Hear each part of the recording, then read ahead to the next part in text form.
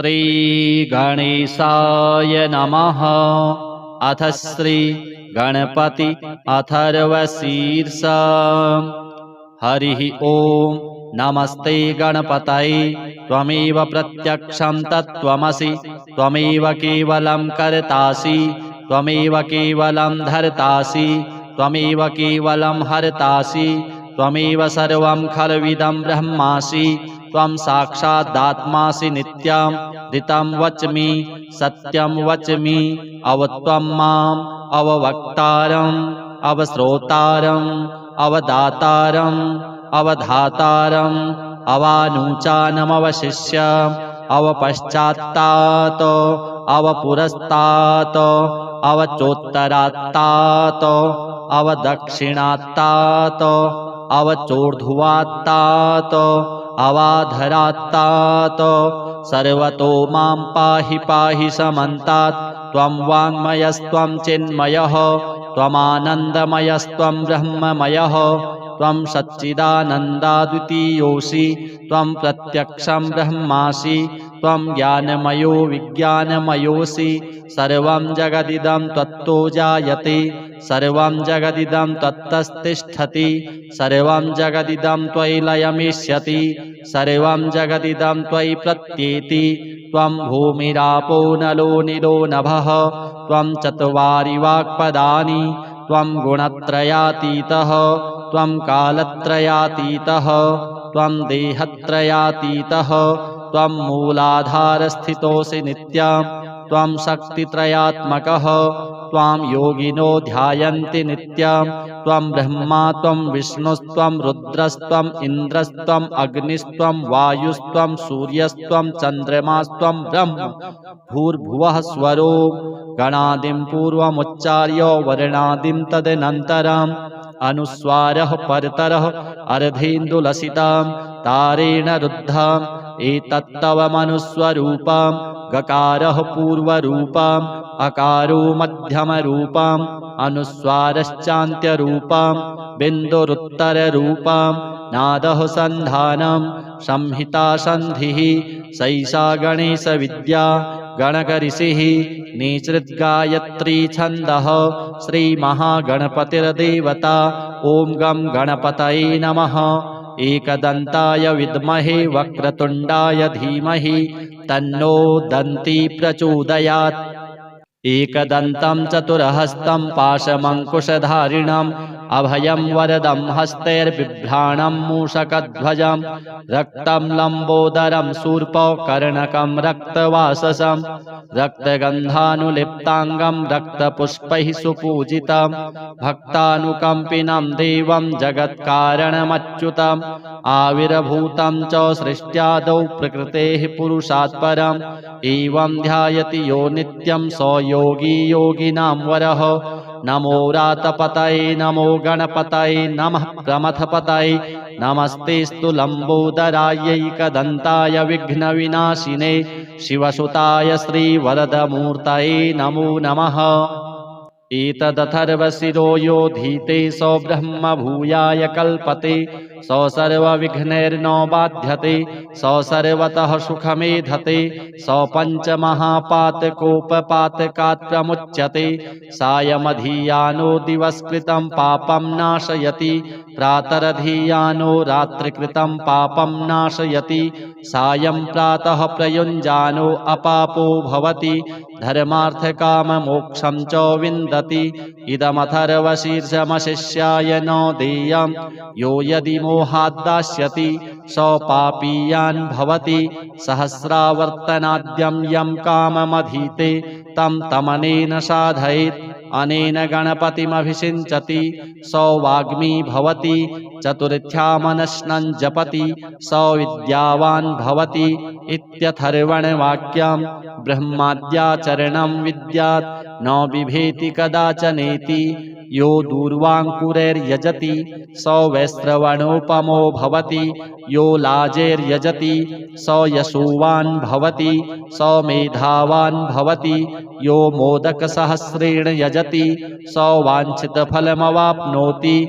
यः साध्यसमिद्भिर्यजति स सर्वं लभते। स सर्वं लभते अष्टौ ब्रह्मणान् सम्यग्राहयित्वा सूर्यवर्चस्वी भवति। सूर्यग्रहे महानद्यां प्रतिमासन्निधौ वा जप्त्वा सिद्धमन्त्रो भवति। महाविघ्नात् प्रमुच्यते, महापापात् प्रमुच्यते, महादोषात् प्रमुच्यते। स सर्वविद् भवति, स सर्वविद् भवति य एवं वेद। ओम शांतिः। अथ श्री आदित्य हृदय स्तोत्रम्। ततो युद्ध परिश्रान्तं समरे चिन्तया स्थितां रावणं चाग्रतो दृष्ट्वा युद्धाय समुपस्थितां दैवतैश्च समागम्य द्रष्टुमभ्यागतो रणम् उपगम्याब्रवीद् राममगस्त्यो भगवान् ऋषिः राम राम महाबाहो शृणु गुह्यं सनातनम् येन सर्वा नरीन् वत्स समरे विजयिष्यसि आदित्यहृदयं पुण्यं सर्वशत्रुविनाशनं जयावहं जपे नित्यम् अक्षयं परमं शिवम् सर्वमङ्गलमाङ्गल्यं सर्वपापप्रणाशनं चिन्ताशोकप्रशमनम् आयुर्वर्धनमुत्तमम् रश्मिमन्तं समुद्यन्तं देवासुरनमस्कृतं पूजयस्व विवस्वन्तं भास्करं भुवनेश्वरं सर्वदेवात्मको ह्येष तेजस्वी रश्मिभावनः एष देवासुरगणान् लोकान् पाति गभस्तिभिः एष ब्रह्मा च विष्णुश्च शिवः स्कन्दः प्रजापतिः महेन्द्रो धनदः कालो यमः सोमो ह्यपाम्पतिः पितरो वशवः साध्या ह्यश्विनौ मरुतो मनुः वायुर्वहनिः प्रजाप्राणो ऋतुकर्ता प्रभाकरः आदित्यः सविता सूर्यः खगः पूषा गभस्तिमान् सुवर्णसदृशो भानुर्हिरण्यरेता दिवाकरः हरितस्वः सहस्रार्चिः सप्त सप्तिर्मरीचिमान् तिमिरोन्मथनः शम्भुस्त्वष्टा मार्तण्डकोऽंशुमान् हिरण्यगर्भः शिशिरस्तपनो भास्करो रविः अग्निगर्भोदितेः पुत्रः शङ्खः शिशिरनाशनः व्योमनाथस्तमो भेदी ऋग्यजुः सामपारगः घनवृष्टिरपां मित्रो विन्ध्यवीथिप्लवङ्गमः आतपी मण्डली मृत्युः पिङ्गलः सर्वतापनः कविर्विश्वो महातेजः रक्तः सर्वभवोद्भवः नक्षत्रग्रहताराणामधिपो विश्वभावनः तेजसामपि तेजस्वी द्वादशात्मन्नमोऽस्तु ते नमः पूर्वाय गिरये पश्चिमायाद्रये नमः ज्योतिर्गणानां पतये दीनाधिपतये नमः जयाय जयभद्राय हर्यश्वाय नमो नमः नमो नमः सहस्रांशो आदित्याय नमो नमः नम उग्राय वीराय शारंगाय नमो नमः नमः पद्मप्रबोधाय मार्तण्डाय नमो नमः ब्रह्मेशानाच्युतेशाय सूर्यायादित्यवर्चसे भास्वते सर्वभक्षाय रौद्राय वपुषे नमः तमोघ्नाय हिमघ्नाय शत्रुघ्नायामितात्मने कृतघ्नघ्नाय देवाय ज्योतिषां पतये नमः तप्तचामीकराभाय वहनये विश्वकर्मणे नमस्तमोभिनिघ्नाय रुचये लोकसाक्षिणे नाशयत्येष वैभूतं तदेव सृजति प्रभुः पायत्येष तपत्येष वर्षत्येष गभस्तिभिः एष सुप्तेषु जागर्ति भूतेषु परिनिष्ठितः एष एवाग्निहोत्रं च फलं चैवाग्निहोत्रिणां वेदाश्च क्रतवश्चैव क्रतूनां फलमेव च यानि कृत्यानि लोकेषु सर्व एष रविः प्रभुः एनमापत्सु कृत्सेषु कान्तारेषु भयेषु च कीर्तयन् पुरुषः कश्चिन्नावसीदति राघव पूजयस्वैनमेकाग्रो देवदेवं जगत्पतिम् एतत्त्रिगुणितं जप्त्वा युद्धेषु विजयिष्यसि अस्मिन् क्षणे महाबाहो रावणं त्वं वधिष्यसि एवमुक्त्वा तदागस्त्यो जगाम च यथागतम् एतत् श्रुत्वा महातेजा नष्टशोको भवत्तदा धारयामास सुप्रीतो राघवः प्रयतात्मवान् आदित्यं प्रेक्ष्य जप्त्वा तु परं हर्षमवाप्तवान् त्रिराचम्य शुचिर्भूत्वा धनुरादाय वीर्यवान् रावणं प्रेक्ष्य हृष्टात्मा युद्धाय समुपागमत् सर्वयत्नेन महता वधे तस्य धृतोऽभवत् अथ रविरवदन्निरीक्ष्य रामं मुदितमनः परमं प्रहृष्यमाणः निशिचरपतिसंशयं विदित्वा सुरगणमध्यगतो वचस्त्वरेति। अथ श्री महाविष्णु स्तोत्रम्। सूत उवाच ते गत्वा देवदेवेशं रमानाथं जगद्गुरुं विष्णुं कमलपत्राक्षं ददृशुः प्रभयान्वितां स्तोत्रेण तुष्टुरभक्त्या गद्गदस्वरसत्कृताः देवा ऊचुः जय विष्णो रमेशाद्य महापुरुषपूर्वज दैत्यारे कामजनक सर्वकामफलप्रद महावराह गोविन्द महायज्ञस्वरूपक महाविष्णो ध्रुवेशाद्य जगदुत्पत्तिकारण मत्स्यावतारे वेदानाम् उद्धाराधाररूपक सत्यव्रतधराधीश मत्स्यरूपाय ते नमः जयाकूपार दैत्यारे सुरकार्यसमर्पक अमृताप्तिकरेशान कूर्मरूपाय ते नमः जयादिदैत्यनाशार्थ मादिसूकररूपधृक् मह्युद्धारकृतोद्योग कोलरूपाय ते नमः नारसिंहवपुः कृत्वा महादैत्यं ददार्यः करजैर्वरदृप्ताङ्गं तस्मै नृहरये नमः वामनं रूपमास्थाय त्रैलोक्यैश्वर्यमोहितं बलिं सञ्चलयामास तस्मै वामनरूपिणे दुष्टक्षत्रविनाशाय सहस्रकरशत्रवे रेणुकागर्भजाताय जामदग्न्याय ते नमः दुष्टराक्षसपौलस्त्य शिरच्छेदपटीयसे श्रीमद्दासरथे तुभ्यं नमोऽनन्तक्रमाय च कंसदुर्योधनाद्यैश्च दैत्यैः पृथ्वीशलाञ्छनैः भाराक्रान्तां महीं योषा उज्जहार महाविभुः धर्मं संस्थापयामास पापं कृत्वा सुदूरतः तस्मै कृष्णाय देवाय नमोऽस्तु बहुधा विभो दुष्टयज्ञविघाताय पशुहिंसानिवृत्तये बौद्धरूपं दधौ योऽसौ तस्मै देवाय ते नमः म्लेच्छप्रायेऽखिले लोके दुष्टराजन्यपीडिते कल्किरूपं समादध्यौ देवदेवाय ते नमः दशावतारास्ते देव भक्तानां रक्षणाय वै दुष्टदैत्यविघाताय तस्मात् त्वं सर्वदुःखहृत् जय भक्तार्तिनाशाय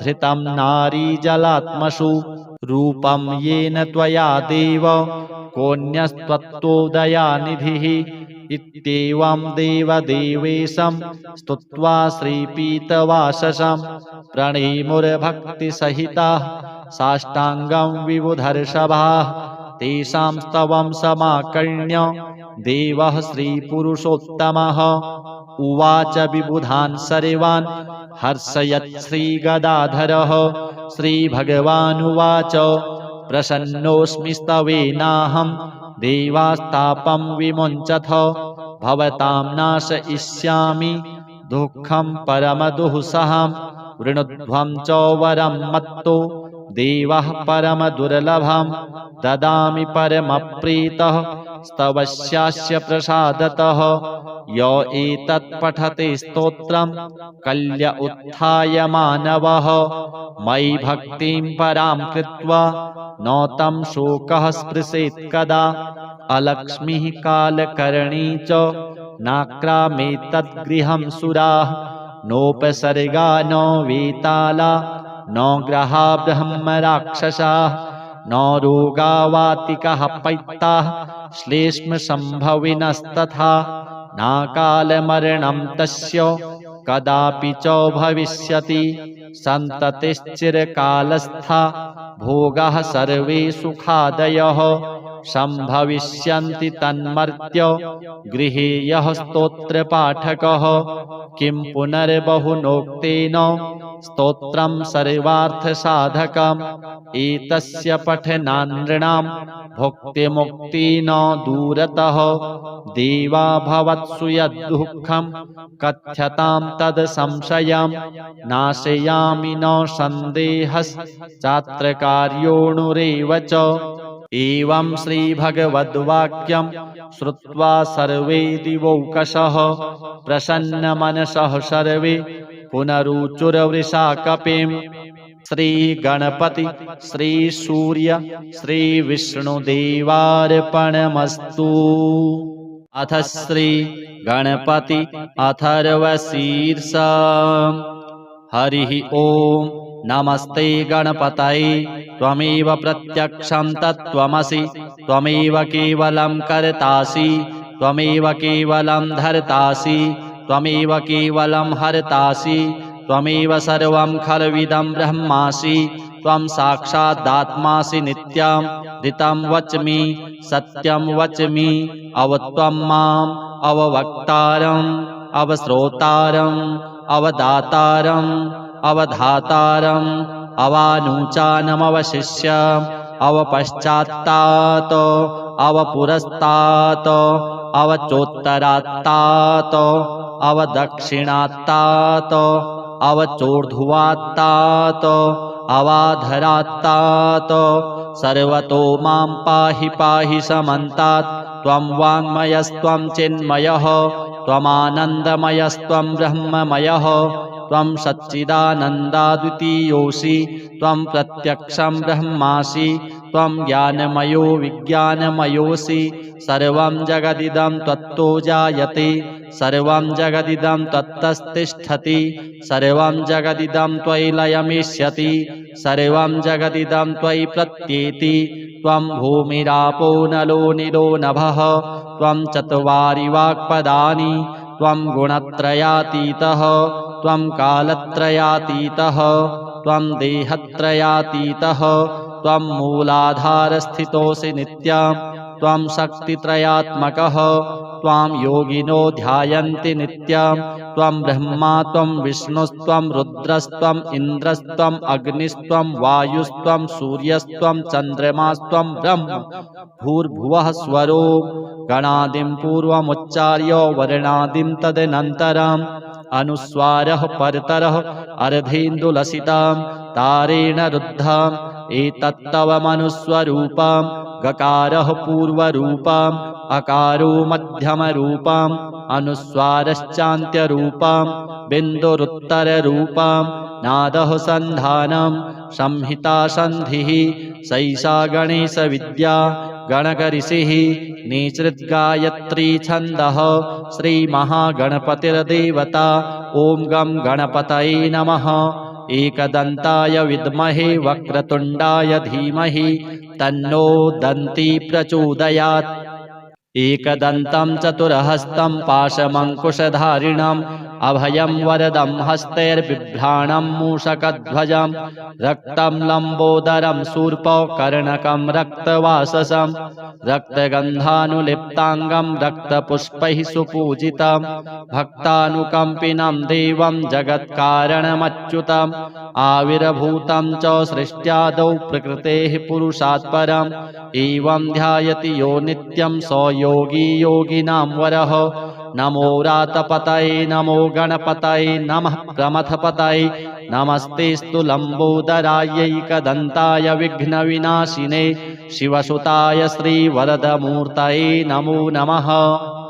एतदथर्वशिरो यो धीते सो ब्रह्म भूयाय कल्पते सो सर्वविघ्नैर्नो बाध्यते सो सर्वतः सुखमेधते सो पञ्चमहापातकोपपातकात् प्रमुच्यते सायमधीयानो दिवस्कृतं पापं नाशयति प्रातरधीयानो रात्रिकृतं पापं नाशयति सायं प्रातः प्रयुञ्जानो अपापो भवति धर्मार्थकाममोक्षं च विन्दति इदमथर्वशीर्षमशिष्याय नो देयं यो यदि मोहाद्दास्यति सो पापीयान् भवति सहस्रावर्तनाद्यं यं काममधीते तं तमनेन साधयेत् अनेन गणपतिमभिषिञ्चति सो वाग्मी भवति चतुर्थ्यामनश्नं जपति सो विद्यावान् भवति इत्यथर्वणवाक्यं ब्रह्माद्याचरणं विद्यात् न बिभेति कदाचनेति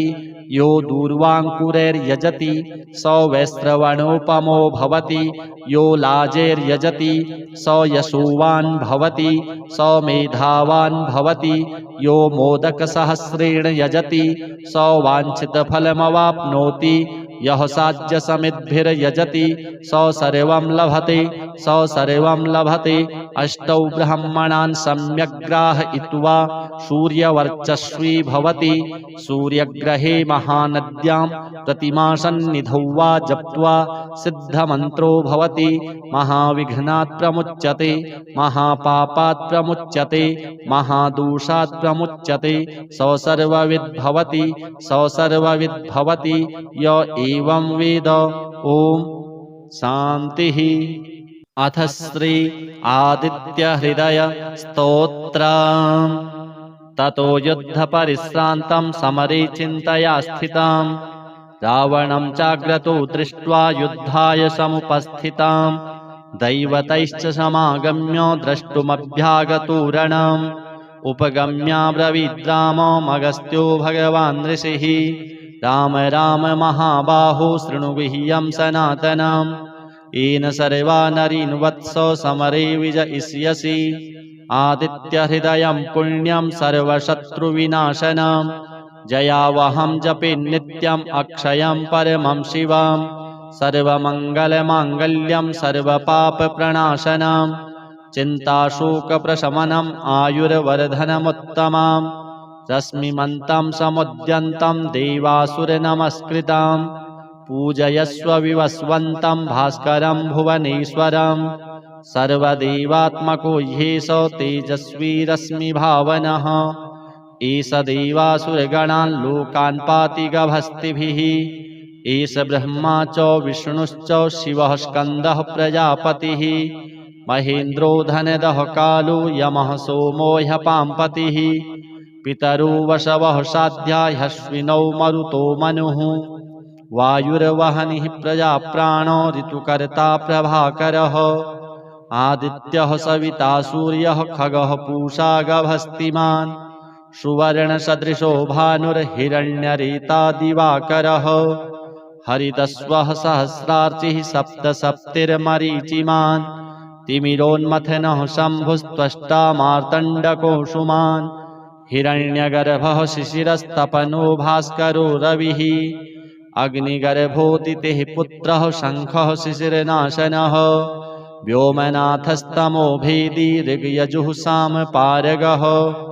घनवृष्टिरपां मित्रो विन्ध्यवीथिप्लवङ्गमः आतपी मण्डली मृत्युः पिङ्गलः सर्वतापनः कविर्विश्वो महातेजः रक्तः सर्वभवोद्भवः नक्षत्रग्रहताराणामधिपो विश्वभावनः तेजसामपि तेजस्वी द्वादशात्मन्नमोऽस्तु ते नमः पूर्वाय गिरये पश्चिमायाद्रये नमः ज्योतिर्गणानां पतये दीनाधिपतये नमः जयाय जयभद्राय हर्यश्वाय नमो नमः नमो नमः सहस्रांशो आदित्याय नमो नमः नम उग्राय वीराय शारंगाय नमो नमः नमः पद्मप्रबोधाय मार्तण्डाय नमो नमः ब्रह्मेशानाच्युतेशाय सूर्यायादित्यवर्चसे भास्वते सर्वभक्षाय रौद्राय वपुषे नमः तमोघ्नाय हिमघ्नाय शत्रुघ्नायामितात्मने कृतघ्नघ्नाय देवाय ज्योतिषां पतये नमः तप्तचामीकराभाय वहनये विश्वकर्मणे नमस्तमोभिनिघ्नाय रुचये लोकसाक्षिणे नाशयत्येष वैभूतं तदेव सृजति प्रभुः पायत्येष तपत्येष वर्षत्येष गभस्तिभिः एष सुप्तेषु जागर्ति भूतेषु परिनिष्ठितः एष एवाग्निहोत्रं च फलं चैवाग्निहोत्रिणाम् वेदाश्च क्रतवश्चैव क्रतूनां फलमेव च यानि कृत्यानि लोकेषु सर्व एष रविः प्रभुः एनमापत्सु कृत्सेषु कान्तारेषु भयेषु च कीर्तयन् पुरुषः कश्चिन्नावसीदति राघव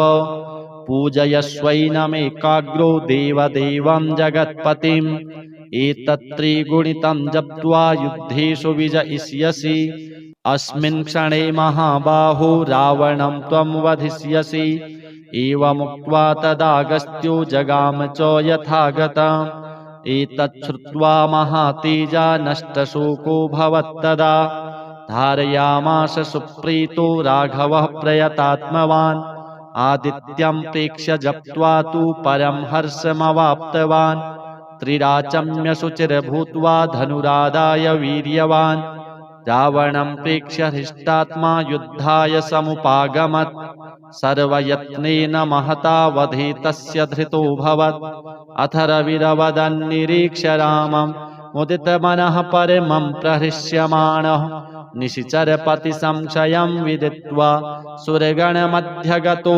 वचस्त्वरेति अथ श्री महाविष्णु स्तोत्रम् सूत उवाच ते गत्वा देवदेवेशं रमानाथं जगद्गुरुं विष्णुं कमलपत्राक्षं ददृशुः प्रभयान्वितां स्तोत्रेण तुष्टुरभक्त्या गद्गदस्वरसत्कृताः देवा ऊचुः जय विष्णो रमेशाद्य महापुरुषपूर्वज दैत्यारे कामजनक सर्वकामफलप्रद महावराह गोविन्द महायज्ञस्वरूपक महाविष्णो ध्रुवेशाद्य जगदुत्पत्तिकारण मत्स्यावतारे वेदानाम् उद्धाराधाररूपक सत्यव्रतधराधीश मत्स्यरूपाय ते नमः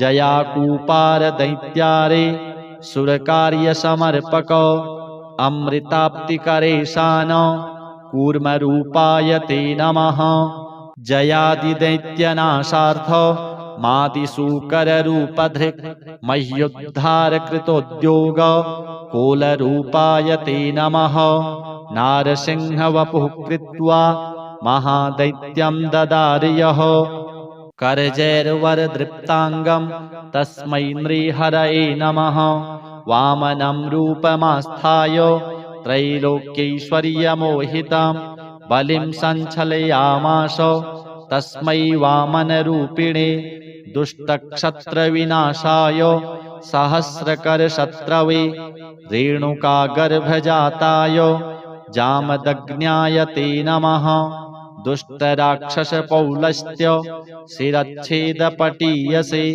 श्रीमद्दासरथे तुभ्यं नमोऽनन्तक्रमाय च कंसदुर्योधनाद्यैश्च दैत्यैः पृथिवीशलाञ्छनैः भाराक्रान्तां महीं योषा उज्जहार महाविभुः धर्मं संस्थापयामास पापं कृत्वा सुदूरतः तस्मै कृष्णाय देवाय नमोऽस्तु बहुधा विभो दुष्टयज्ञविघाताय पशुहिंसानिवृत्तये बौद्धरूपं दधौ योऽसौ तस्मै देवाय ते नमः म्लेच्छप्रायेऽखिले लोके दुष्टराजन्यपीडिते कल्किरूपं समादध्यौ देवदेवाय ते नमः दशावतारास्ते देव भक्तानां रक्षणाय वै दुष्टदैत्यविघाताय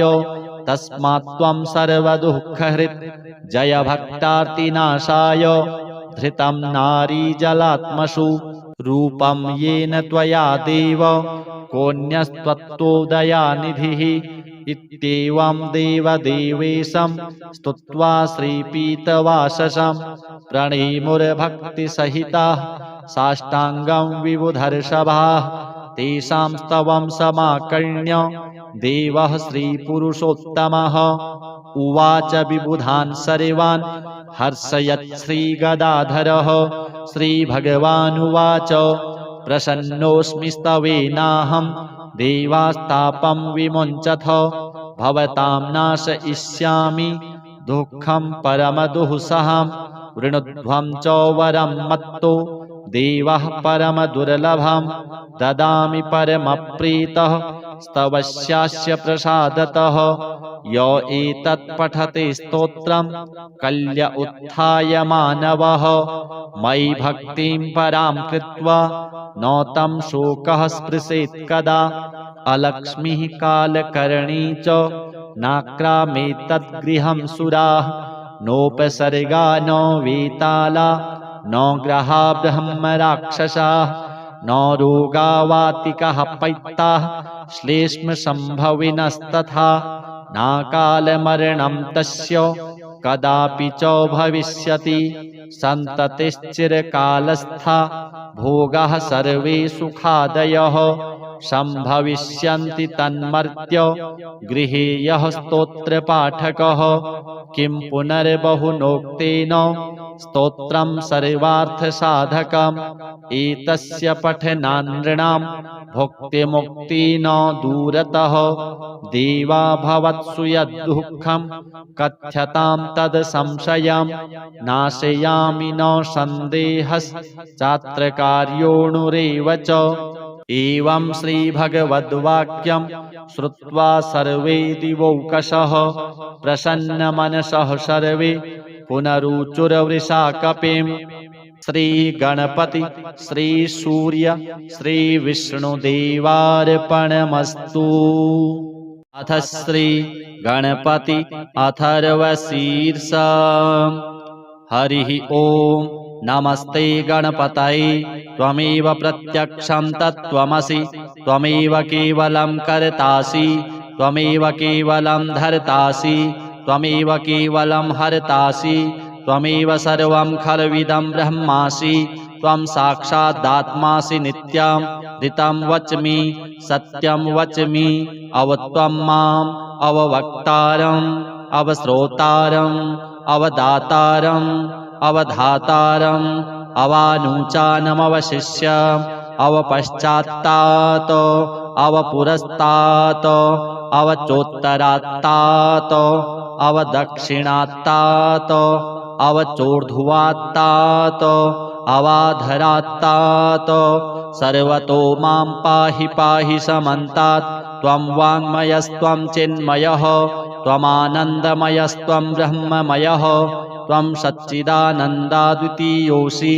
त्वं प्रत्यक्षं ब्रह्मासि त्वं ज्ञानमयो विज्ञानमयोऽसि सर्वं जगदिदं त्वत्तो जायते सर्वं जगदिदं त्वत्तस्तिष्ठति सर्वं जगदिदं त्वयि लयमिष्यति सर्वं जगदिदं त्वयि प्रत्येति त्वं भूमिरापो नलो निलो नभः त्वं चत्वारि वाक्पदानि त्वं गुणत्रयातीतः त्वं कालत्रयातीतः त्वं देहत्रयातीतः त्वं मूलाधारस्थितोऽसि नित्यं त्वं शक्तित्रयात्मकः त्वां योगिनो ध्यायन्ति नित्यं त्वं ब्रह्मा त्वं विष्णुस्त्वं रुद्रस्त्वम् इन्द्रस्त्वम् अग्निस्त्वं वायुस्त्वं सूर्यस्त्वं चन्द्रमास्त्वं ब्रह्म भूर्भुवः स्वरो गणादिं पूर्वमुच्चार्य वर्णादिं तदनन्तरम् अनुस्वारः परतरः अर्धेन्दुलसितां तारेण रुद्धम्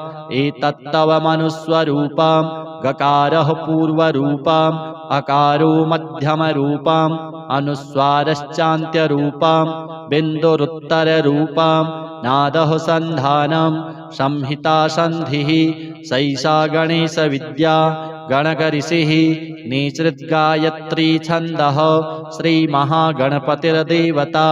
ॐ गं गणपतये नमः। एकदन्ताय विद्महे वक्रतुण्डाय धीमहि तन्नो दन्ती प्रचोदयात्। एकदन्तं चतुर्हस्तं पाशमङ्कुशधारिणम् अभयं वरदं हस्तैर्बिभ्राणं मूषकध्वजं रक्तं लम्बोदरं शूर्पकर्णकं रक्तवाससं रक्तगन्धानुलिप्ताङ्गं रक्तपुष्पैः सुपूजितं भक्तानुकम्पिनं देवं जगत्कारणमच्युतम् आविर्भूतं च सृष्ट्यादौ प्रकृतेः पुरुषात् परम् एवं ध्यायति यो नित्यं स योगी योगिनां वरः।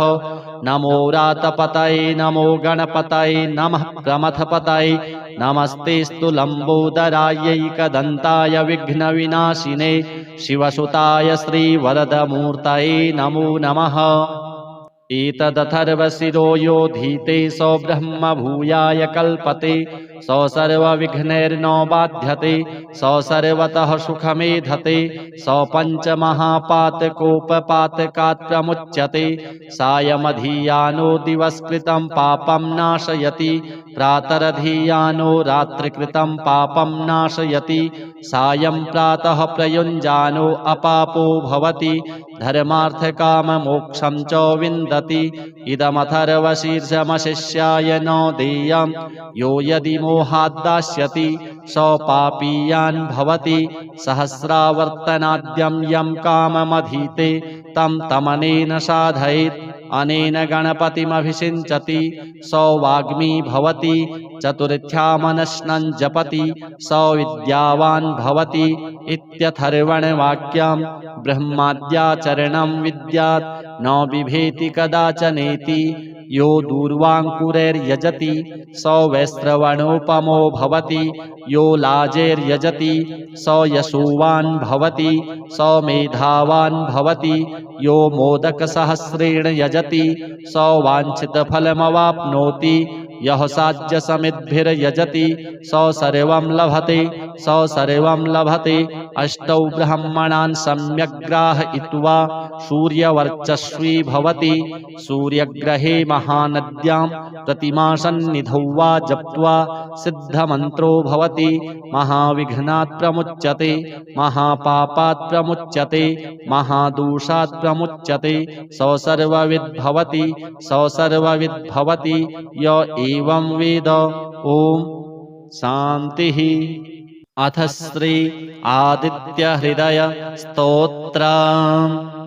ततो युद्ध परिश्रान्तं समरे चिन्तया स्थितं रावणं चाग्रतो दृष्ट्वा युद्धाय समुपस्थितं दैवतैश्च समागम्य द्रष्टुमभ्यागतो रणम् उपगम्याब्रवीद् राममगस्त्यो भगवान् ऋषिः राम राम महाबाहो शृणु गुह्यं सनातनम् येन सर्वा नरीन् वत्सो समरे विजयिष्यसि आदित्यहृदयं पुण्यं सर्वशत्रुविनाशनं जयावहं जपे नित्यम् अक्षयं परमं शिवं सर्वमङ्गलमाङ्गल्यं सर्वपापप्रणाशनं चिन्ताशोकप्रशमनम् आयुर्वर्धनमुत्तमम् रश्मिमन्तं समुद्यन्तं देवासुरनमस्कृतं पूजयस्व विवस्वन्तं भास्करं भुवनेश्वरं सर्वदेवात्मको ह्येष तेजस्वी रश्मिभावनः एष देवासुरगणान् लोकान् पाति गभस्तिभिः एष ब्रह्मा च विष्णुश्च शिवः स्कन्दः प्रजापतिः महेन्द्रो धनदः कालो यमः सोमो ह्यपाम्पतिः पितरो वशवः साध्या ह्यश्विनौ मरुतो मनुः वायुर्वहनिः प्रजाप्राणो ऋतुकर्ता प्रभाकरः आदित्यः सविता सूर्यः खगः पूषा गभस्तिमान् सुवर्णसदृशो भानुर्हिरण्यरेता दिवाकरः हरितस्वः सहस्रार्चिः सप्त सप्तिर्मरीचिमान् तिमिरोन्मथनः शम्भुस्त्वष्टा मार्तण्डकोऽंशुमान् हिरण्यगर्भः शिशिरस्तपनो भास्करो रविः अग्निगर्भोदितिः पुत्रः शङ्खः शिशिरनाशनः व्योमनाथस्तमो भेदी ऋग्यजुः सामपारगः घनवृष्टिरपां मित्रो विन्ध्यवीथिप्लवङ्गमः आतपी मण्डली मृत्युः पिङ्गलः सर्वतापनः कविर्विश्वो महातेजः रक्तः सर्वभवोद्भवः नक्षत्रग्रहताराणामधिपो विश्वभावनः तेजसामपि तेजस्वी द्वादशात्मन्नमोऽस्तु ते नमः पूर्वाय गिरये पश्चिमायाद्रये नमः ज्योतिर्गणानां पतये दीनाधिपतये नमः जयाय जयभद्राय हर्यश्वाय नमो नमः नमो नमः सहस्रांशो आदित्याय नमो नमः नम उग्राय वीराय शारंगाय नमो नमः नमः पद्मप्रबोधाय मार्तण्डाय नमो नमः ब्रह्मेशानाच्युतेशाय सूर्यायादित्यवर्चसे भास्वते सर्वभक्षाय रौद्राय वपुषे नमः तमोघ्नाय हिमघ्नाय शत्रुघ्नायामितात्मने कृतघ्नघ्नाय देवाय ज्योतिषां पतये नमः तप्तचामीकराभाय वहनये विश्वकर्मणे नमस्तमोभिनिघ्नाय रुचये लोकसाक्षिणे नाशयत्येष वैभूतं तदेव सृजति प्रभुः पायत्येष तपत्येष वर्षत्येष गभस्तिभिः एष सुप्तेषु जागर्ति भूतेषु परिनिष्ठितः एष एवाग्निहोत्रं च फलं चैवाग्निहोत्रिणां वेदाश्च क्रतवश्चैव क्रतूनां फलमेव च यानि कृत्यानि लोकेषु सर्व एष रविः प्रभुः एनमापत्सु कृत्सेषु कान्तारेषु भयेषु च कीर्तयन् पुरुषः कश्चिन्नावसीदति राघव पूजयस्वैनमेकाग्रो देवदेवं जगत्पतिम् एतत्त्रिगुणितं जप्त्वा युद्धेषु विजयिष्यसि अस्मिन् क्षणे महाबाहो रावणं त्वं वधिष्यसि एवमुक्त्वा तदागस्त्यो जगाम च यथागतम् एतच्छ्रुत्वा महातेजा नष्टशोको भवत्तदा धारयामास सुप्रीतो राघवः प्रयतात्मवान् आदित्यं प्रेक्ष्य जप्त्वा तु परं हर्षमवाप्तवान् त्रिराचम्य शुचिर्भूत्वा धनुरादाय वीर्यवान् रावणं प्रेक्ष्य हृष्टात्मा युद्धाय समुपागमत् सर्वयत्नेन महता वधे तस्य धृतोऽभवत् अथ रविरवदन्निरीक्ष्य रामं मुदितमनः परमं प्रहृष्यमाणः निशिचरपतिसंशयं विदित्वा सुरगणमध्यगतो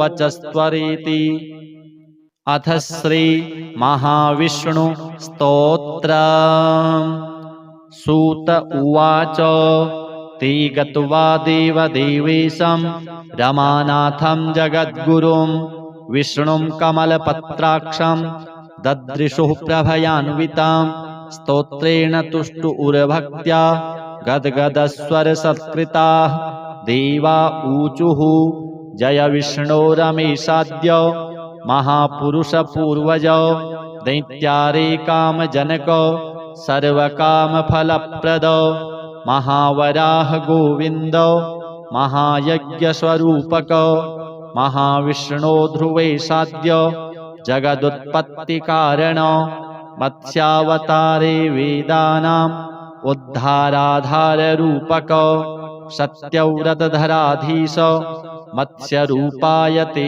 नमः जयाकूपार दैत्यारे सुरकार्यसमर्पक अमृताप्तिकरेशान कूर्मरूपाय ते नमः जयादिदैत्यनाशार्थ मादिसूकररूपधृक् मह्युद्धारकृतोद्योग कोलरूपाय ते नमः नारसिंहवपुः कृत्वा महादैत्यं ददार्यः करजैर्वरदृप्ताङ्गं तस्मै नृहरये नमः वामनं रूपमास्थाय त्रैलोक्यैश्वर्यमोहितं बलिं सञ्चलयामास तस्मै वामनरूपिणे दुष्टक्षत्रविनाशाय सहस्रकरशत्रवे रेणुकागर्भजाताय जामदग्न्याय ते नमः। दुष्टराक्षसपौलस्त्य शिरच्छेदपटीयसे श्रीमद्दासरथे तुभ्यं नमोऽनन्तक्रमाय च। कंसदुर्योधनाद्यैश्च दैत्यैः पृथ्वीशलाञ्छनैः भाराक्रान्तां महीं योषा उज्जहार महाविभुः। धर्मं संस्थापयामास पापं कृत्वा सुदूरतः तस्मै कृष्णाय देवाय नमोऽस्तु बहुधा विभो। दुष्टयज्ञविघाताय पशुहिंसानिवृत्तये बौद्धरूपं दधौ योऽसौ तस्मै देवाय ते नमः। म्लेच्छप्रायेऽखिले लोके दुष्टराजन्यपीडिते कल्किरूपं समादध्यौ देवदेवाय ते नमः। दशावतारास्ते देव भक्तानां रक्षणाय वै दुष्टदैत्यविघाताय तस्मात् त्वं सर्वदुःखहृत् जय भक्तार्तिनाशाय। धृतं नारीजलात्मसु रूपं येन त्वया देव कोऽन्यस्त्वत्तोदयानिधिः।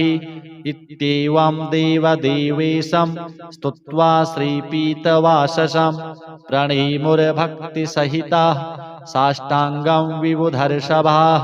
तेषां स्तवं समाकर्ण्य देवः श्रीपुरुषोत्तमः उवाच विबुधान् सर्वान् हर्षयत् श्रीगदाधरः। श्रीभगवानुवाच प्रसन्नोऽस्मि स्तवेनाहं देवास्तापं विमुञ्चथ भवतां नाशयिष्यामि दुःखं परमदुःसहं। वृणुध्वं च वरं मत्तो देवः परमदुर्लभं ददामि परमप्रीतः स्तवस्यास्य प्रसादतः। य एतत् पठते स्तोत्रं कल्य उत्थाय मानवः मयि भक्तिं परां कृत्वा न तं शोकः स्पृशेत् कदा।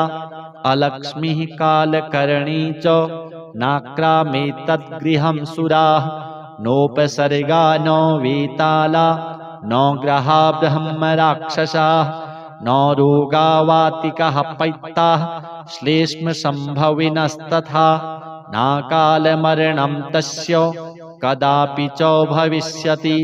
सन्ततिश्चिरकालस्था भोगाः सर्वे सुखादयः सम्भविष्यन्ति तन्मर्त्य गृहे यः स्तोत्रपाठकः। किं पुनर्बहुनोक्तेन स्तोत्रं सर्वार्थसाधकम् एतस्य पठनान्नृणां भुक्तिमुक्ति न दूरतः। देवा भवत्सु यद्दुःखं कथ्यतां तद् संशयं नाशयामि न सन्देहश्चात्र कार्योऽणुरेव च। एवं श्रीभगवद्वाक्यं श्रुत्वा सर्वे दिवौकशः प्रसन्नमनसः सर्वे पुनरुचुरवृषाकपिम्। श्रीगणपति श्रीसूर्य श्रीविष्णुदेवार्पणमस्तु। अथ श्रीगणपति अथर्वशीर्षः।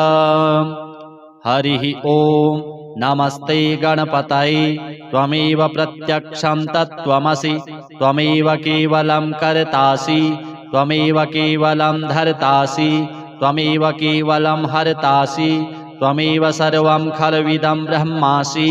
त्वं साक्षादात्मासि नित्यं ऋतं वच्मि सत्यं वच्मि। अवत्वं माम् अववक्तारम् अवश्रोतारम् अवदातारम् अवधातारम् अवानुचानमवशिष्यम् अवपश्चात्तात् अवपुरस्तात् अवचोत्तरात्तात् अवदक्षिणात्तात् अवचोर्ध्वात्तात् अवाधरात्तात्। सर्वतो मां पाहि पाहि समन्तात्। त्वं वाङ्मयस्त्वं चिन्मयः त्वमानन्दमयस्त्वं ब्रह्ममयः त्वं सच्चिदानन्दाद्वितीयोऽसि त्वं प्रत्यक्षं ब्रह्मासि त्वं ज्ञानमयो विज्ञानमयोऽसि सर्वं जगदिदं त्वत्तो जायते सर्वं जगदिदं त्वत्तस्तिष्ठति सर्वं जगदिदं त्वयि लयमिष्यति सर्वं जगदिदं त्वयि प्रत्येति त्वं भूमिरापो नलो निलो नभः त्वं चत्वारि वाक्पदानि त्वं गुणत्रयातीतः त्वं कालत्रयातीतः त्वं देहत्रयातीतः त्वं मूलाधारस्थितोऽसि नित्यं त्वं शक्तित्रयात्मकः त्वां योगिनो ध्यायन्ति नित्यं त्वं ब्रह्मा त्वं विष्णुस्त्वं रुद्रस्त्वम् इन्द्रस्त्वम् अग्निस्त्वं वायुस्त्वं सूर्यस्त्वं चन्द्रमास्त्वं ब्रह्म भूर्भुवः स्वरो गणादिं पूर्वमुच्चार्य वर्णादिं तदनन्तरम् अनुस्वारः परतरः अर्धेन्दुलसितां तारेण रुद्धम् एतत्तव मनुस्वरूपं गकारः पूर्वरूपम् अकारो मध्यमरूपम् अनुस्वारश्चान्त्यरूपं बिन्दुरुत्तररूपं नादः सन्धानं संहिता सन्धिः सैषा गणेशविद्या गणकऋषिः निसृद्गायत्री छन्दः श्रीमहागणपतिर्देवता ॐ गं गणपतये नमः एकदन्ताय विद्महे वक्रतुण्डाय धीमहि तन्नो दन्ती प्रचोदयात् एकदन्तं चतुर्हस्तं पाशमङ्कुशधारिणम् अभयं वरदं हस्तैर्बिभ्राणं मूषकध्वजं रक्तं लम्बोदरं शूर्पकर्णकं रक्तवाससं रक्तगन्धानुलिप्ताङ्गं रक्तपुष्पैः सुपूजितं भक्तानुकम्पिनं देवं जगत्कारणमच्युतम् आविर्भूतं च सृष्ट्यादौ प्रकृतेः पुरुषात् परम् एवं ध्यायति यो नित्यं स योगी योगिनां वरः नमो रातपतये नमो गणपतये नमः प्रमथपतये नमस्तेस्तु लम्बोदरायैकदन्ताय विघ्नविनाशिने शिवसुताय श्रीवरदमूर्तये नमो नमः एतदथर्वशिरो यो धीते स ब्रह्म भूयाय कल्पते स सर्वविघ्नैर्न बाध्यते स सर्वतः सुखमेधते स पञ्चमहापातकोपपातकात् प्रमुच्यते सायमधीयानो दिवस्कृतं पापं नाशयति प्रातरधीयानो रात्रिकृतं पापं नाशयति सायं प्रातः प्रयुञ्जानो अपापो भवति धर्मार्थकाममोक्षं च विन्दति इदमथर्वशीर्षमशिष्याय न देयं यो यदि मोहाद्दास्यति स पापीयान् भवति सहस्रावर्तनाद्यं यं काममधीते तं तमनेन साधयेत् अनेन गणपतिमभिषिञ्चति स वाग्मी भवति चतुर्थ्यामनश्नं जपति स विद्यावान् भवति इत्यथर्वणवाक्यं ब्रह्माद्याचरणं विद्यात् न बिभेति कदाचनेति यो दूर्वाङ्कुरैर्यजति स वैश्रवणोपमो भवति यो लाजैर्यजति स यशोवान् भवति स मेधावान् भवति यो मोदकसहस्रेण यजति स वाञ्छितफलमवाप्नोति यः साज्यसमिद्भिर्यजति स सर्वं लभते स सर्वं लभते अष्टौ ब्रह्मणान् सम्यग्राहयित्वा सूर्यवर्चस्वी भवति सूर्यग्रहे महानद्यां प्रतिमासन्निधौ वा जप्त्वा सिद्धमन्त्रो भवति महाविघ्नात् प्रमुच्यते महापापात् प्रमुच्यते महादोषात् प्रमुच्यते स सर्वविद् भवति य एवं वेद ओम शांतिः। अथ श्री आदित्य हृदय स्तोत्रम्। ततो युद्ध परिश्रान्तं समरे चिन्तया स्थितं रावणं चाग्रतो दृष्ट्वा युद्धाय समुपस्थितं दैवतैश्च समागम्य द्रष्टुमभ्यागतो रणम् उपगम्याब्रवीद्राममगस्त्यो भगवान् ऋषिः राम राम महाबाहो शृणु गुह्यं सनातनम् येन सर्वा नरीन् वत्स समरे विजयिष्यसि आदित्यहृदयं पुण्यं सर्वशत्रुविनाशनं जयावहं जपे नित्यम् अक्षयं परमं शिवम् सर्वमङ्गलमाङ्गल्यं सर्वपापप्रणाशनम् चिन्ताशोकप्रशमनम् आयुर्वर्धनमुत्तमम् रश्मिमन्तं समुद्यन्तं देवासुरनमस्कृतम् पूजयस्व विवस्वन्तं भास्करं भुवनेश्वरम् सर्वदेवात्मको ह्येष तेजस्वी रश्मिभावनः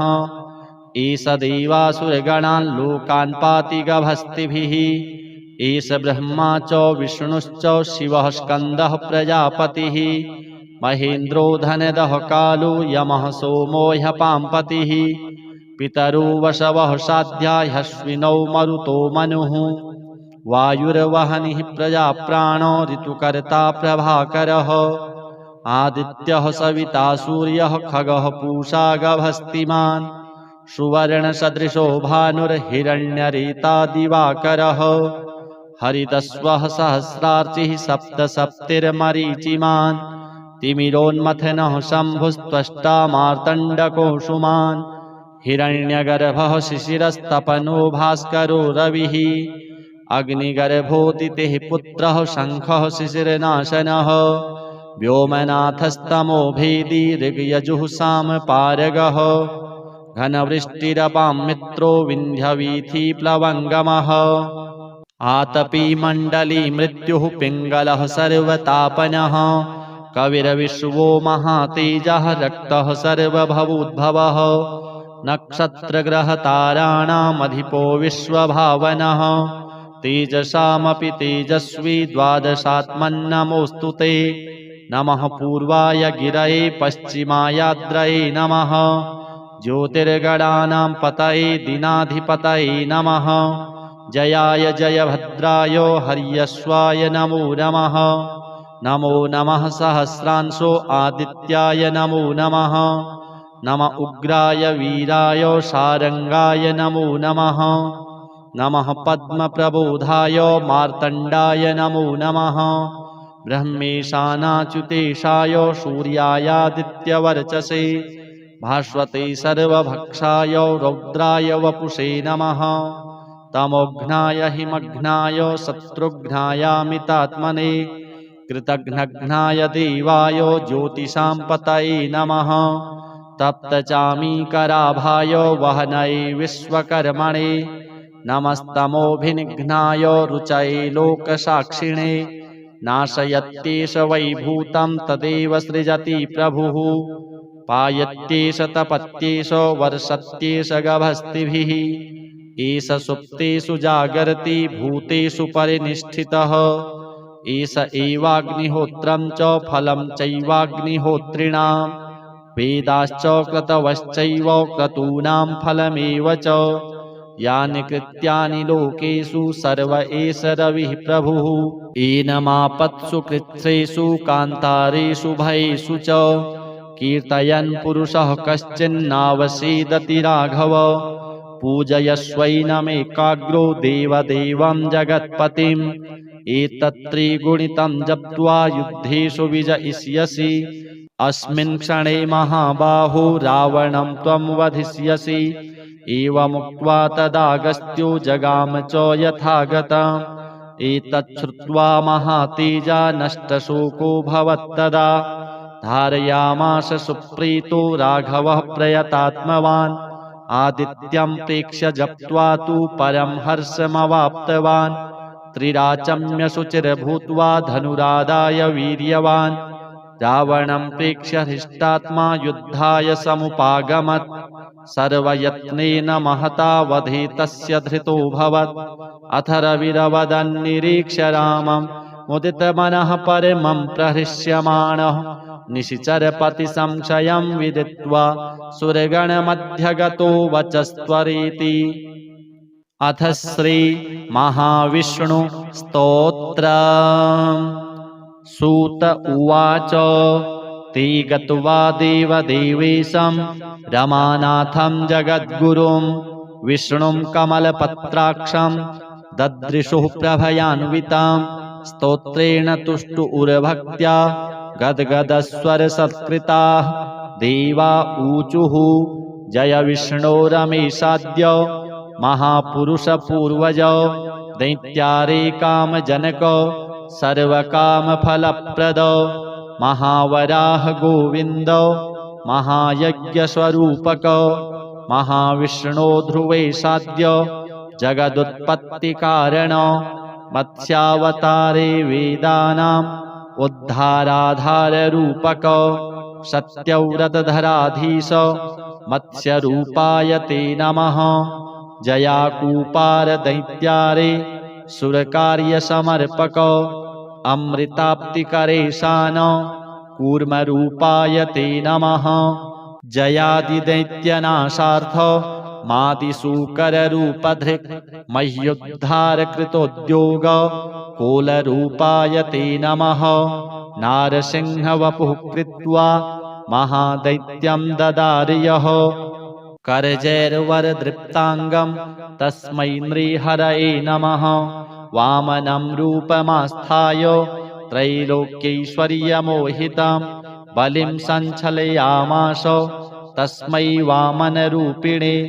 दुष्टक्षत्रविनाशाय सहस्रकरशत्रवे रेणुकागर्भजाताय जामदग्न्याय ते नमः।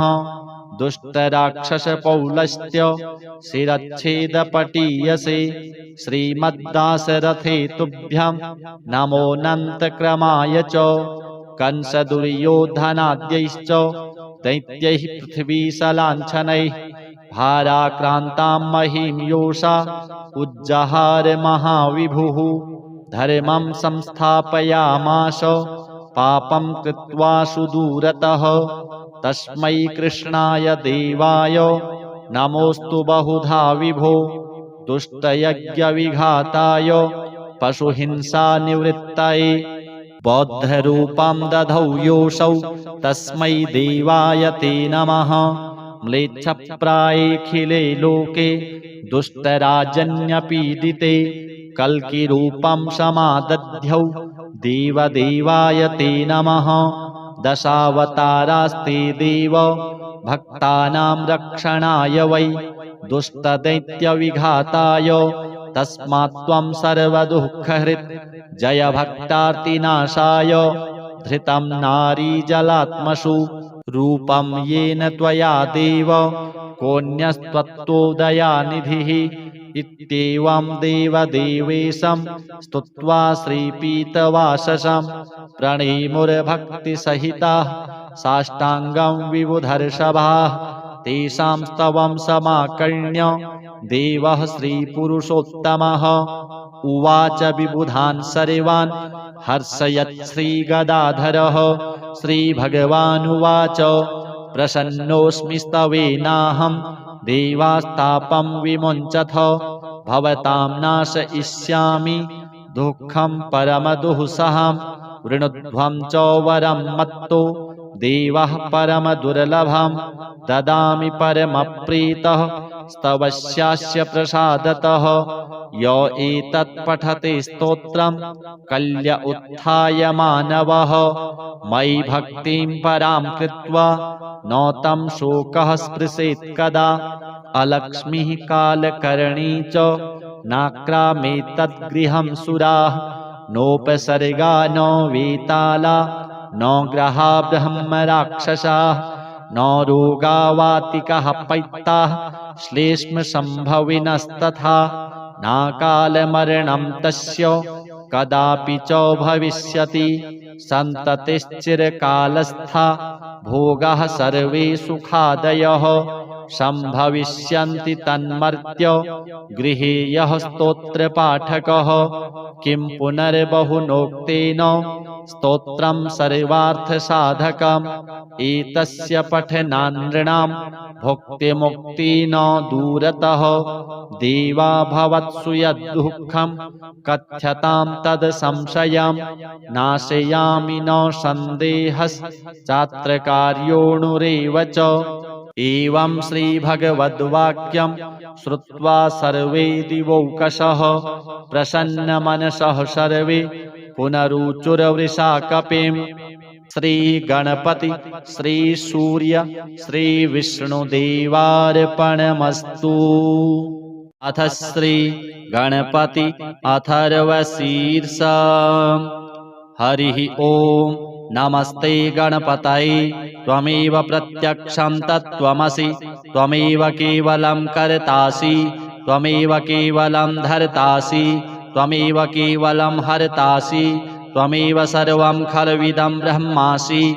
त्वं साक्षादात्मासि नित्यं ऋतं वच्मि सत्यं वच्मि। अवत्वं माम् अववक्तारम् अवश्रोतारम् अवदातारम् अवधातारम् अवानुचानमवशिष्य अवपश्चात्तात् अवपुरस्तात् अवचोत्तरात्तात् अवदक्षिणात्तात् अवचोर्ध्वात्तात् अवाधरात्तात् सर्वतो मां पाहि पाहि समन्तात्। त्वं वाङ्मयस्त्वं चिन्मयः त्वमानन्दमयस्त्वं ब्रह्ममयः।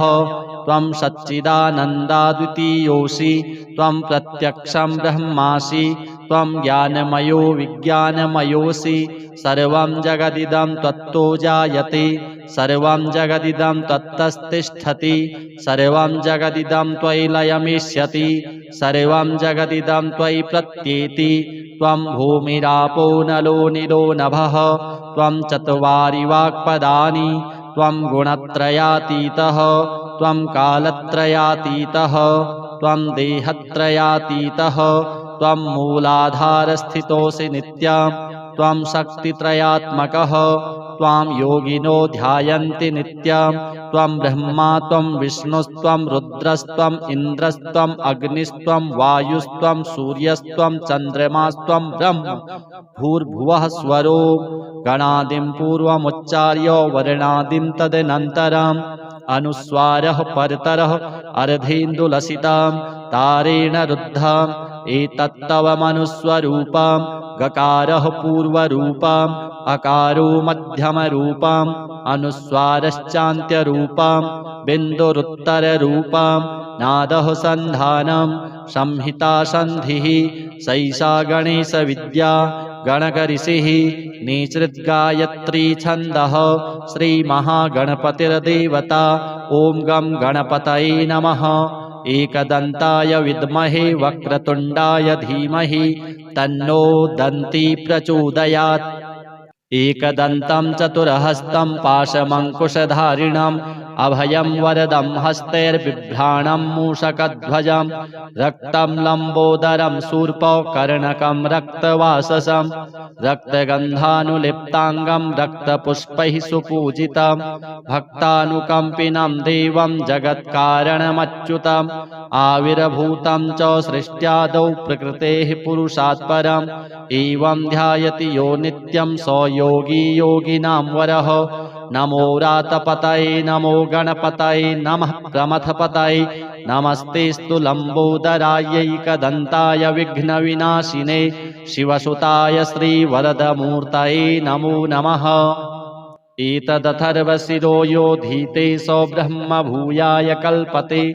स सर्वविघ्नैर्न बाध्यते। स सर्वतः सुखमेधते। स पञ्चमहापातकोपपातकात् प्रमुच्यते। सायमधीयानो दिवसकृतं पापं नाशयति।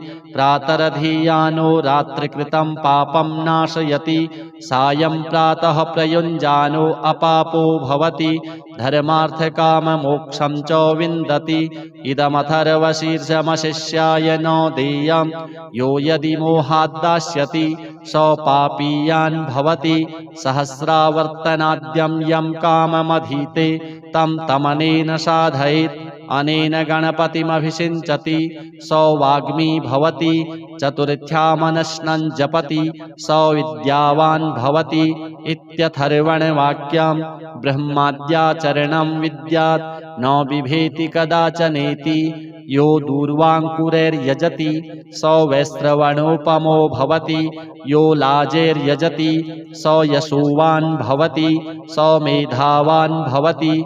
यो मोदकसहस्रेण यजति स वाञ्छितफलमवाप्नोति। यः साध्यसमिद्भिर्यजति स सर्वं लभते। स सर्वं लभते अष्टौ ब्रह्मणान् सम्यग्राहयित्वा सूर्यवर्चस्वी भवति।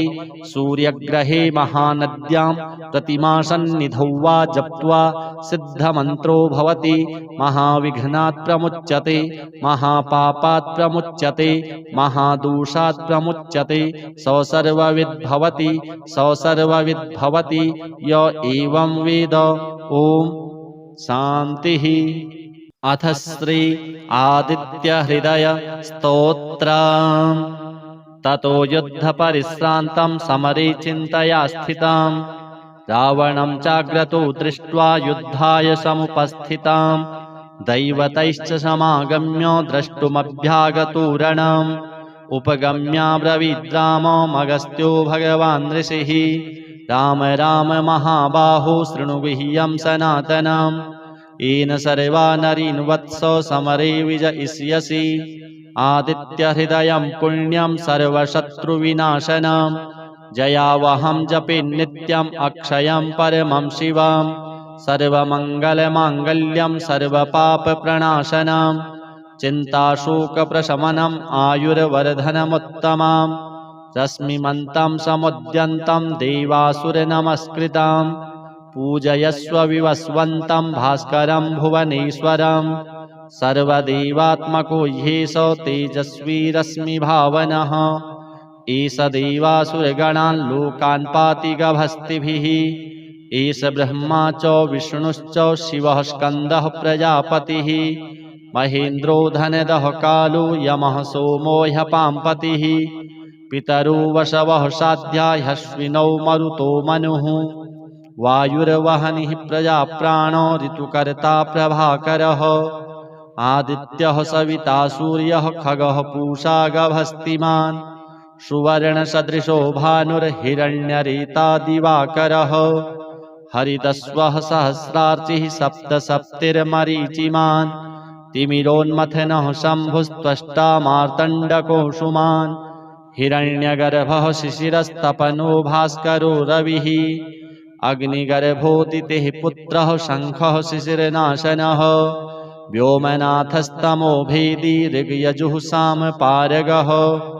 घनवृष्टिरपां मित्रो विन्ध्यवीथिप्लवङ्गमः आतपी मण्डली मृत्युः पिङ्गलः सर्वतापनः कविर्विश्वो महातेजः रक्तः सर्वभवोद्भवः नक्षत्रग्रहताराणामधिपो विश्वभावनः तेजसामपि तेजस्वी द्वादशात्मन्नमोऽस्तु ते नमः पूर्वाय गिरये पश्चिमायाद्रये नमः ज्योतिर्गणानां पतये दीनाधिपतये नमः जयाय जयभद्राय हर्यश्वाय नमो नमः नमो नमः सहस्रांशो आदित्याय नमो नमः नम उग्राय वीराय शारंगाय नमो नमः नमः पद्मप्रबोधाय मार्तण्डाय नमो नमः ब्रह्मेशानाच्युतेशाय सूर्यायादित्यवर्चसे भास्वते सर्वभक्षाय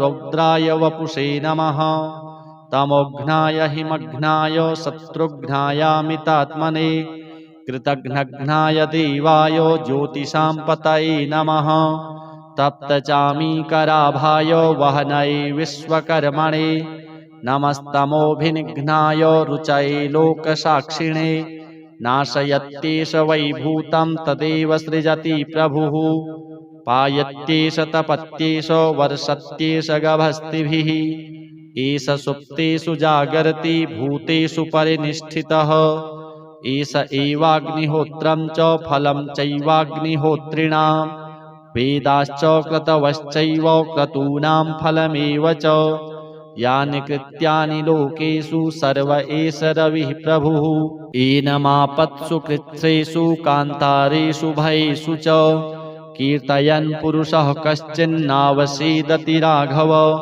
पूजयस्वैनमेकाग्रो देवदेवं जगत्पतिम् एतत्त्रिगुणितं जप्त्वा युद्धेषु विजयिष्यसि अस्मिन् क्षणे महाबाहो रावणं त्वं वधिष्यसि एवमुक्त्वा तदागस्त्यो जगाम च यथागतम् एतत् श्रुत्वा महातेजा नष्टशोको भवत्तदा धारयामास सुप्रीतो राघवः प्रयतात्मवान् आदित्यं प्रेक्ष्य जप्त्वा तु परं हर्षमवाप्तवान् त्रिराचम्य शुचिर्भूत्वा धनुरादाय वीर्यवान् रावणं प्रेक्ष्य हृष्टात्मा युद्धाय समुपागमत् सर्वयत्नेन महता वधे तस्य धृतोऽभवत् अथ रविरवदन्निरीक्ष्य रामं मुदितमनः परमं प्रहृष्यमाणः निशिचरपति संशयं विदित्वा सुरगणमध्यगतो वचस्त्वरेति। अथ श्री महाविष्णु स्तोत्रम्। सूत उवाच ते गत्वा देवदेवेशं रमानाथं जगद्गुरुं विष्णुं कमलपत्राक्षं ददृशुः प्रभयान्वितां स्तोत्रेण तुष्टुरभक्त्या गद्गदस्वरसत्कृताः देवा ऊचुः जय विष्णो रमेशाद्य महापुरुषपूर्वज दैत्यारे कामजनक सर्वकामफलप्रद महावराह गोविन्द महायज्ञस्वरूपक महाविष्णो ध्रुवेशाद्य जगदुत्पत्तिकारण मत्स्यावतारे वेदानाम् उद्धाराधाररूपक सत्यव्रतधराधीश मत्स्यरूपाय ते नमः जयाकूपार दैत्यारे सुरकार्यसमर्पक अमृताप्तिकरेशान कूर्मरूपाय ते नमः जयादिदैत्यनाशार्थ मादिसूकररूपधृक् मह्युद्धारकृतोद्योग कोलरूपाय ते नमः नारसिंहवपुः कृत्वा महादैत्यं ददार्यः करजैर्वरदृप्ताङ्गं तस्मै नृहरये नमः वामनं रूपमास्थाय त्रैलोक्यैश्वर्यमोहितं बलिं सञ्चलयामास तस्मै वामनरूपिणे दुष्टक्षत्रविनाशाय सहस्रकरशत्रवे रेणुकागर्भजाताय जामदग्न्याय ते नमः दुष्टराक्षसपौलस्त्य शिरच्छेदपटीयसे श्रीमद्दाशरथे तुभ्यं नमोऽनन्तक्रमाय च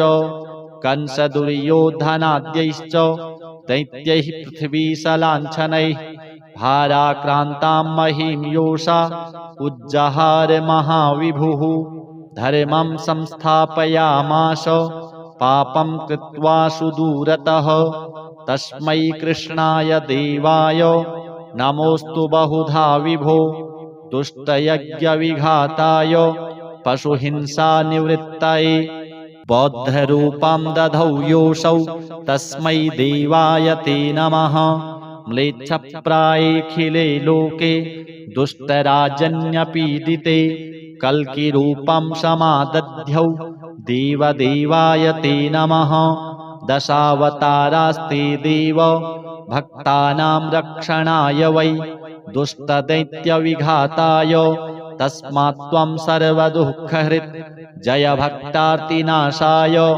धृतं नारीजलात्मसु रूपं येन त्वया देव कोऽन्यस्त्वत्तोदयानिधिः इत्येवं देवदेवेशं स्तुत्वा श्रीपीतवाससं प्रणेमुर्भक्तिसहिताः साष्टाङ्गं विबुधर्षभाः तेषां स्तवं समाकर्ण्य देवः श्रीपुरुषोत्तमः उवाच विबुधान् सर्वान् हर्षयत् श्रीगदाधरः श्रीभगवानुवाच प्रसन्नोऽस्मि स्तवेनाहं देवास्तापं विमुञ्चथ भवतां नाशयिष्यामि दुःखं परमदुःसहं वृणुध्वं च वरं मत्तो देवः परमदुर्लभं ददामि परमप्रीतः स्तवस्यास्य प्रसादतः य एतत् पठते स्तोत्रं कल्य उत्थाय मानवः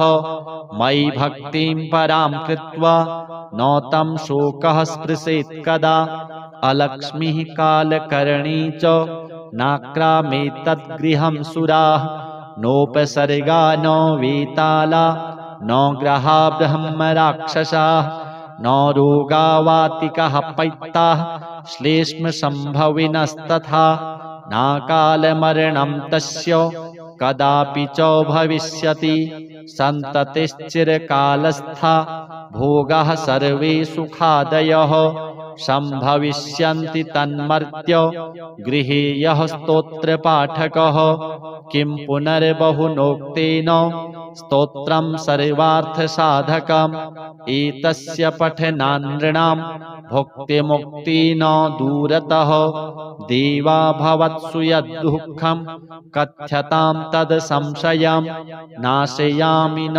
सन्देहश्चात्र कार्योऽणुरेव च एवं श्रीभगवद्वाक्यं श्रुत्वा सर्वे दिवौकशः प्रसन्नमनसः सर्वे पुनरुचुरवृषाकपिम् श्रीगणपति श्रीसूर्य श्रीविष्णुदेवार्पणमस्तु।